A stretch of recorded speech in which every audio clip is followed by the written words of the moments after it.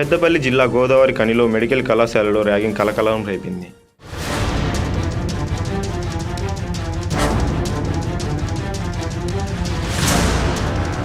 Medico చదువుతున్న జూనియర్ని seniors ragging చేశారు. ట్రిమ్మర్తో జుట్టు మీసాలు కత్తిరించినట్లు బాధితుడు ఆరోపించారు. ఈ ఘటనకు భయపడి తమ విద్యార్థులు తల్లిదండ్రులకు తెలియజేశారు.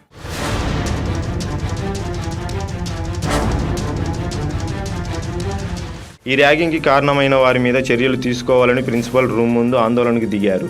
కాలేజీలో అసలు ర్యాగింగ్ లేకుండా చేయాలని ఆరోపించారు. కాలేజీలో ర్యాగింగ్ ఘటనపై పోలీసులు విచారణ చేపట్టారు.